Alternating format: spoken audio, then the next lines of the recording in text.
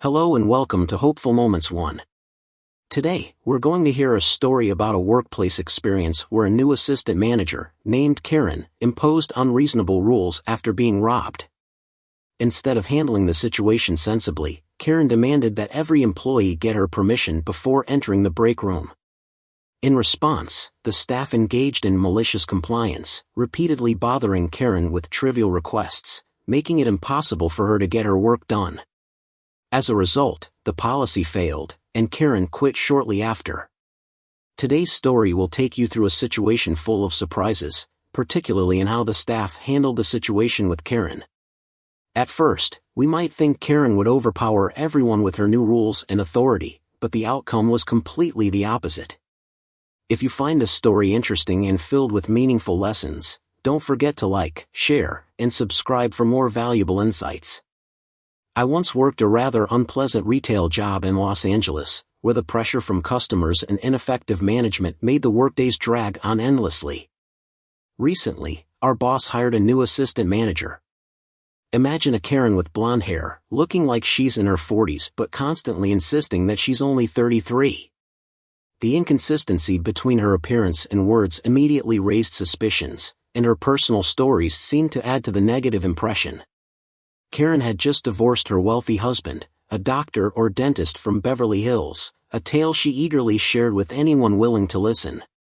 The divorce not only took away her financial stability but also pushed her into a harsh reality. For the first time in her life, Karen had to work to support herself and her 4 children.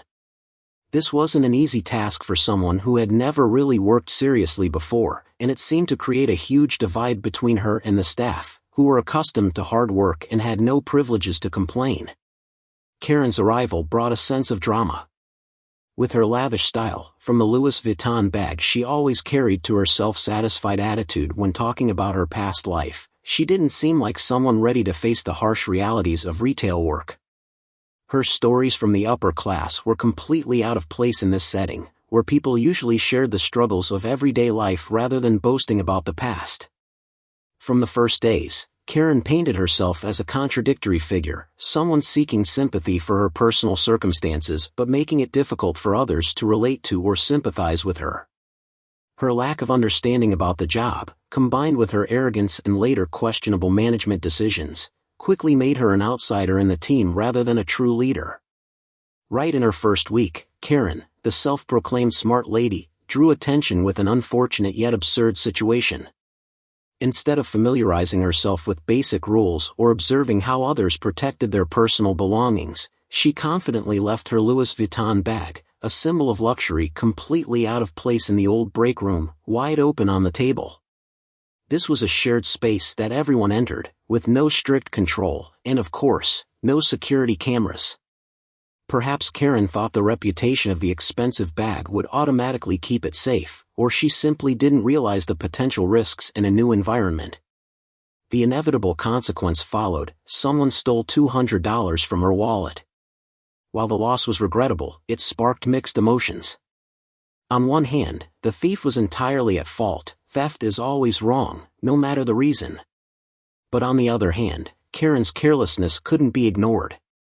As a new manager, she failed to follow the basic principle she was supposed to adhere to: protect her belongings by using a locker.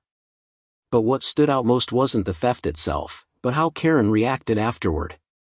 Instead of learning from her mistake and seeking a reasonable solution, Karen chose the most bizarre course of action: she implemented a controversial new policy.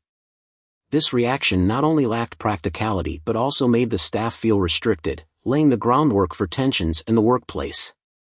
This event became a turning point, not only because it exposed the gap between Karen and the staff but also because it signaled that she might not be suited for a leadership role in this environment. A seemingly minor incident, losing $200, revealed Karen's lack of strategic thinking and adaptability, turning her first week into a lesson full of irony.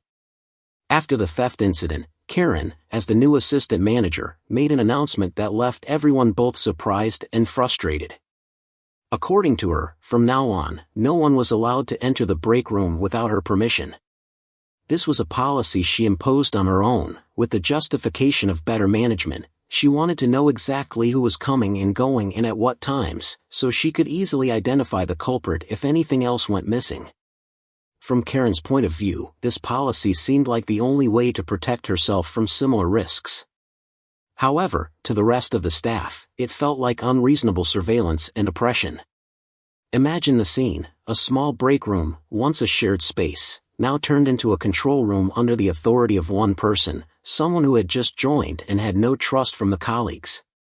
On top of that, the practical question immediately arose: how would Karen enforce this when she wasn't at the store? Would everyone have to stop working and wait for her to come back and approve? From the very beginning, the idea showed a lack of practicality and poor management thinking. What's more, it seemed that Karen only cared about protecting her own personal losses. If anyone else lost their belongings, it didn't seem to be a priority for her. This underlying selfishness quickly made the colleagues lose favor with Karen. Instead of providing a comprehensive solution, she created more barriers in an already uncomfortable work environment. The sudden and unreasonable change in management style heightened tension and frustration among the staff. Looking deeper, Karen's decision not only reflects her lack of experience but also reveals poor leadership. Instead of building trust and cohesion within the team, she chose control and imposition. In this context, Karen's policy became a symbol of the disconnection between her and her colleagues, turning a minor issue into the spark for greater dissatisfaction. To clarify, the theft Karen experienced was actually the first incident of its kind during our entire time at the company. This was significant because, up until that point, everyone had imagined a fairly safe and peaceful work environment where employees rarely faced such negative events. However, this theft left everyone shocked and surprised, especially since it happened right in the break room, a space that was thought to be private and safe for daily activities. What's worth noting here is that, despite the theft, the company had no security system in place to help us track or identify the culprit. The company was so stingy that it didn't invest in installing security cameras, something any company of a certain caliber should have, to ensure the safety of both assets and employees. The lack of a security system was disregarded, even as we were working in an environment where the risk of loss could occur. In fact, the break room we used wasn't a modern, well-equipped room, but rather a shabby space converted from an old restroom, where the toilet had been removed and replaced with a table and lockers for people to store their belongings. The lack of amenities, combined with the neglect of personal asset protection, made us feel insecure and inadequately protected.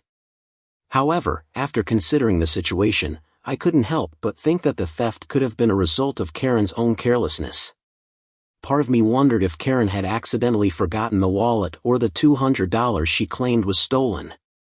Perhaps she didn't actually have the money in the first place but decided to create an incident to attract attention or even shift the blame to circumstances, an act that reflected a lack of transparency in how she handled things. This wouldn't have been surprising, as Karen was new and seemed to have not truly integrated with everyone at the company. Her failure to manage her own personal belongings, combined with her inability to control the situation, made things even more complicated. This story highlights a troubling aspect of the company's lack of professionalism. While employees were working in a subpar environment with insufficient security, management didn't prioritize improving basic conditions. This reflects an illogical approach to the company's operations and personnel management, making us feel neglected and underappreciated. Of course, we didn't like that Karen, someone new and unfamiliar with our way of working, barged into our workspace and started imposing unreasonable rules. Especially when she tried to control access to the break room, the only space where we could rest, relax, and address personal needs during work hours. This wasn't just an invasion of privacy, but also a disrespectful act toward colleagues, as she didn't listen to our opinions before making this decision. It felt like Karen was trying to build an invisible wall between her and us, and that's when dissatisfaction began to escalate, prompting us to respond with malicious compliance. For this reason, whenever we needed to do something very ordinary, we had to ask Karen for permission, and we began doing so intentionally and with mockery. For example, every time our hands got dirty and we needed to wash them in the break room, the only place with a sink, we'd approach Karen, bother her to get permission to open the break room door. This wasn't a reasonable or difficult request, but we turned it into a situation that made her feel the inconvenience we were enduring. Next, whenever we were thirsty and wanted to drink water, since we were only allowed to do this in the break room, where the drinking water was, we'd bother Karen. Every time we needed to sweep but the broom was in the break room, we'd bother her. Every time we wanted to throw out trash but the bin was in the break room, we'd have to bother Karen.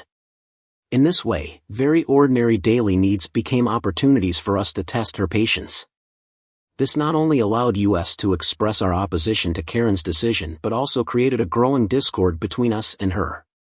Our malicious compliance with these rules began to have a significant impact on Karen's work.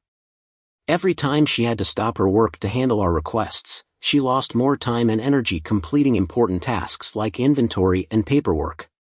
This made her work sluggish and inefficient, while our tasks were delayed due to the constant need to ask for permission. All of this led to an inevitable result: Karen couldn't take it anymore. The constant interruptions and unrealistic policies made her extremely frustrated. Eventually, her break room control policy lasted only about 3 days before she decided she couldn't continue and quit. This gave us a very clear result: Karen's lack of wisdom in management and the imposition of power led to her complete failure in maintaining discipline at the company. She not only failed to create an effective work environment but also made us feel that having a good job didn't necessarily have to be tied to harshness and disrespect. This strengthened my resolve. After Karen left, I found a much better job where I no longer had to endure the oppression of the retail environment. Karen's story is not only an example of management shortcomings but also reflects mistakes in building relationships and establishing trust with the team. Instead of choosing a reasonable approach to solve the problem and foster connection, Karen opted to impose power and control, which not only created discord but also led to failure in her work. Her lack of thoughtful decisions resulted in the loss of a healthy work environment, where respect and open communication are the most important factors. The lesson learned from this story is that, in any work environment, building relationships based on respect, listening, and cooperation is crucial for success. A leader should not rely solely on power to manage but must work to build trust and cohesion with the team. Sometimes, rather than imposing strict rules, a flexible, understanding, and empathetic approach will yield better results in creating a positive and sustainable work environment.